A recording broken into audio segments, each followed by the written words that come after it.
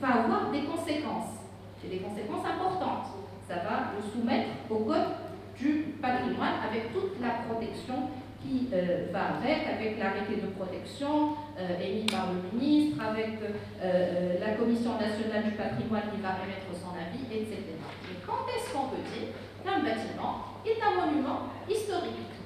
Moi, on est dans un lieu agréable qui fait partie justement de ce patrimoine, et moi je vais partir de ma ville, à Mamlif. À Mamlif, on a le casino, on a le palais Beylikat, dans un état lamentable, et on a l'immeuble Diska, qu'on appelle Babas Diska. Les trois sont anciens, ont une certaine valeur nationale et culturelle. Est-ce qu'on va les classer tous les trois comme patrimoine, ou bien est-ce qu'on va dire que celui-là mérite protection et l'autre n'a pas cette qualification de monument historique? Et là, ça va être délicat parce que ça va avoir des conséquences sur la manière avec laquelle on va intervenir sur ces ouvrages-là. Et là, on pourrait dire qu'il faut protéger tout ce qui fait partie de notre mémoire collective. Mais là, est-ce que ça ne va pas aboutir à une conservation à l'identique, voire une momification des bâtiments existants, ou bien est-ce que la conservation de ces monuments historiques, de ces sites historiques, doit être faite de manière très fidèle? Concernant les immeubles protégés par la loi relative à la propriété littéraire et artistique maintenant, il s'agit entre autres des œuvres architecturales, des biens immeubles protégés. Et là, la loi considère qu'un architecte peut réclamer la protection de son œuvre à partir du moment où elle est originale. Ça va plaire aux architectes lorsque ce sont eux qui sont les créateurs de l'œuvre.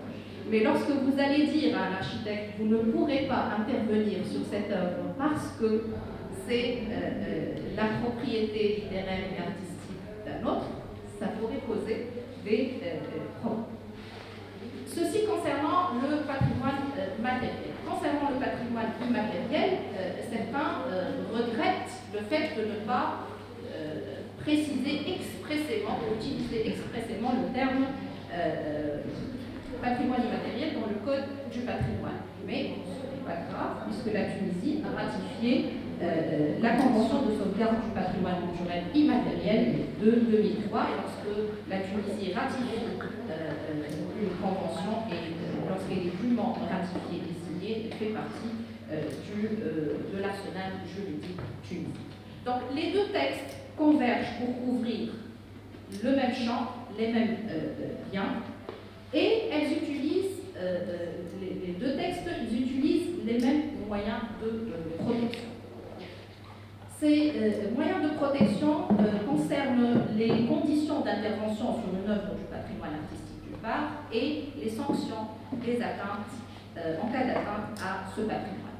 Concernant les conditions d'intervention, lorsqu'on va intervenir sur une œuvre relevant du patrimoine, là on constate qu'il y a une condition, c'est l'autorisation préalable qui est une procédure à respecter pour intervenir sur le patrimoine, que ce soit sous l'égide du Code du patrimoine ou de la loi relative à la propriété littéraire et artistique.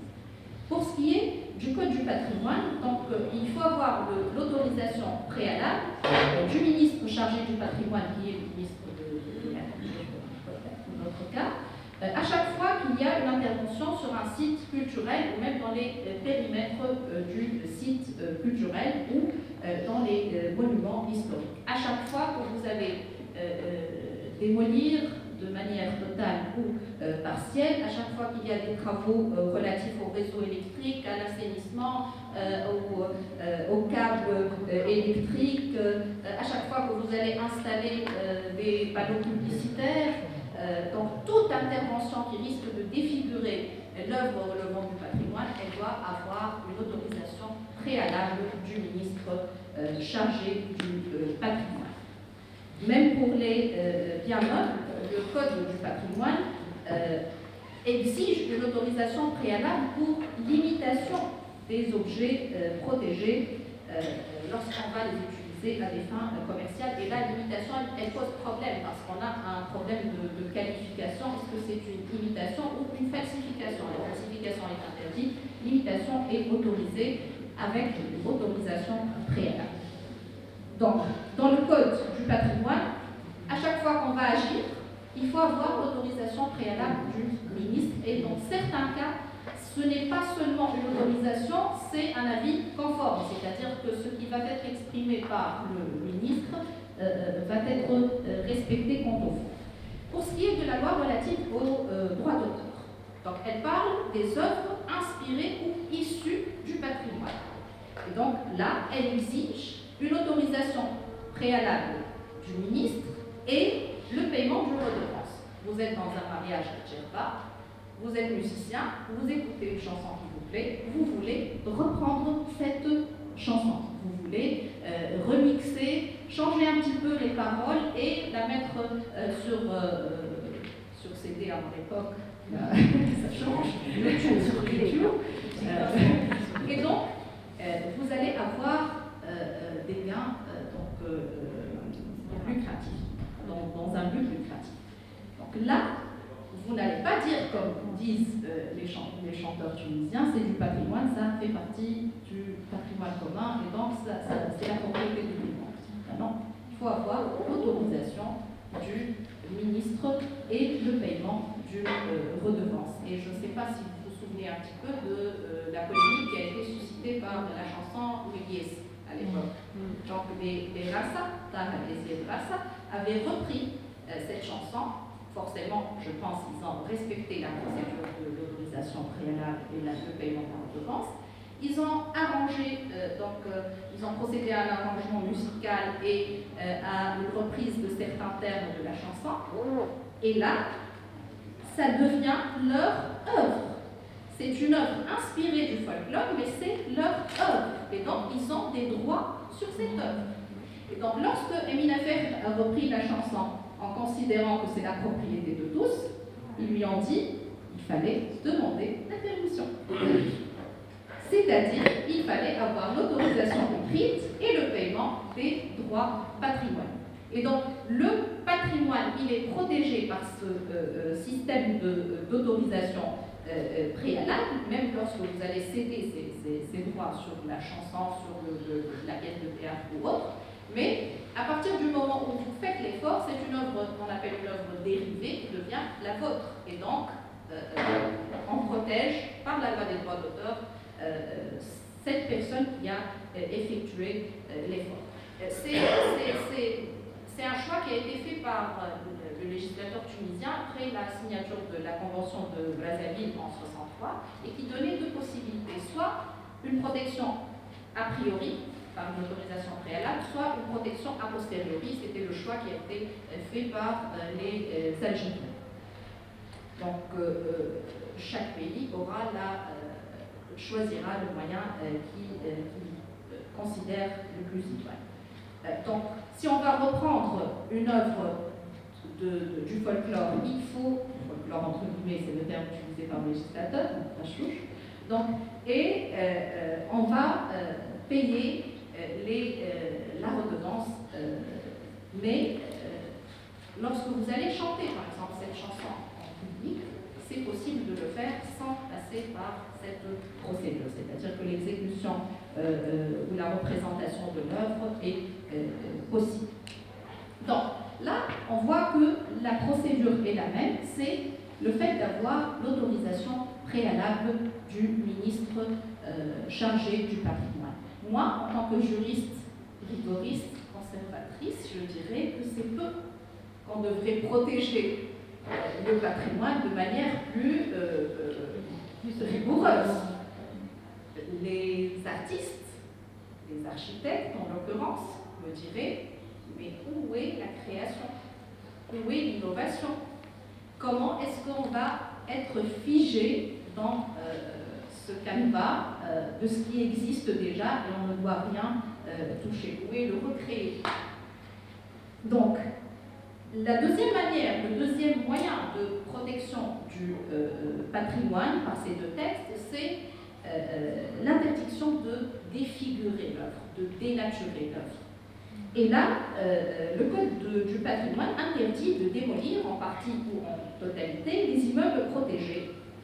Et il interdit également la pose d'enseignes publicitaires parce que ça va dénaturer l'œuvre et défigurer l'aspect extérieur.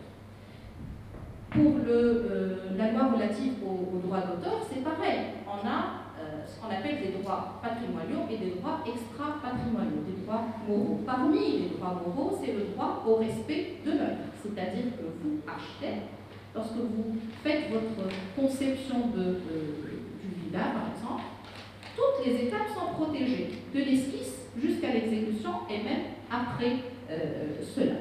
Et donc, toute intervention sur votre œuvre doit avoir votre autorisation et il ne faut pas défigurer, dénaturer l'œuvre existante. Et ça a suscité beaucoup d'affaires dans le monde. Je vais juste citer l'affaire du Stade de Nantes. Lorsqu'on a changé la forme de l'anneau du stade, et lorsqu'on a voulu, en 2006, et lorsqu'on a voulu démolir le stade, l'architecte avait soulevé justement le droit sur son œuvre. Il ne faut pas défigurer mon œuvre, c'est un droit imprescriptible. Et là, je suis sûre que ça cause des grincements de dents de la part des architectes. Et on me dirait, si on n'avait pas le droit de toucher à Notre-Dame de Paris, Viollet-le-Duc n'aurait pas abouti à ce chef-d'œuvre. Il aurait été lié par les textes ou par la coutume qui protège le patrimoine.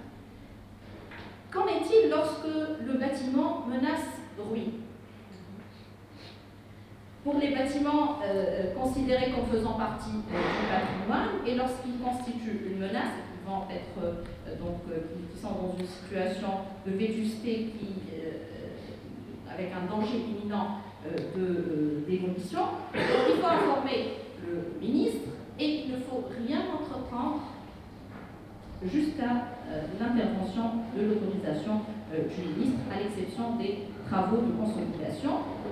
Parmi les mesures de protection d'urgence, justement, c'est d'avoir une intervention urgente de la part du ministère, avoir un arrêté préventif en vue d'éviter les menaces de ruine. Et je sais que ce sujet-là pose problème actuellement, les bâtiments menaçant ruine, notamment avec le projet de l'IMF, les immeubles menaçant ruine.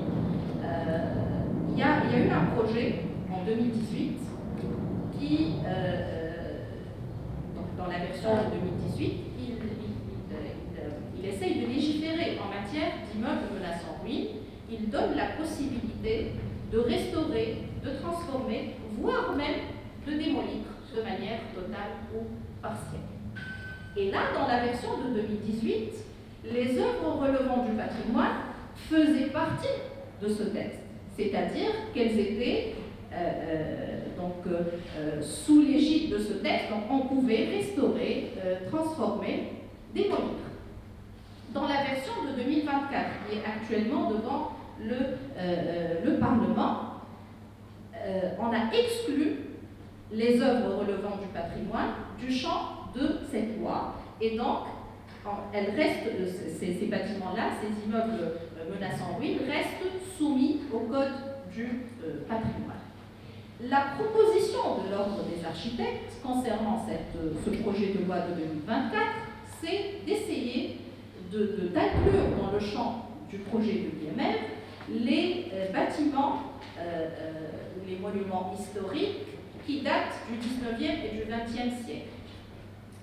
Donc on essaye un petit peu de les protéger de la démolition qui serait un petit peu à la hâte, qui ne respecte pas une certaine valeur historique. Donc pour ce qui est, et je vais terminer, donc pour ce qui est des sanctions, les deux textes aussi adoptent un petit peu les mêmes sanctions. Donc on considère qu'il y a contrefaçon, qu'il y a falsification. On a des sanctions qui consistent en la confiscation des biens objets de contrefaçon, la destruction des objets contrefaisants, des sanctions pénales et des sanctions civiles. Et pour conclure, les deux textes ont aujourd'hui 30 ans. C'est l'âge du bilan aussi.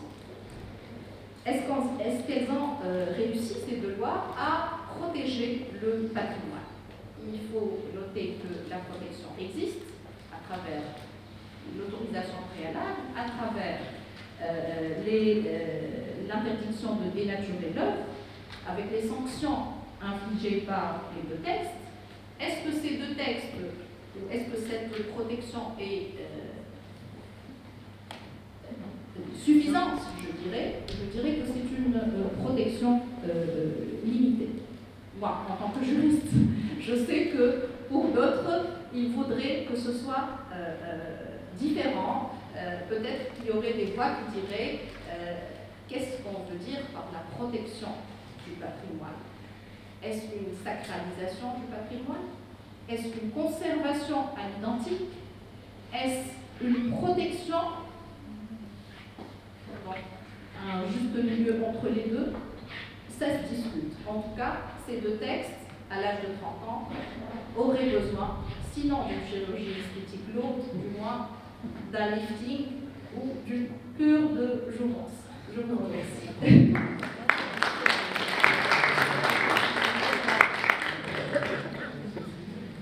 Donc, je vois que c'est l'heure de la pause café.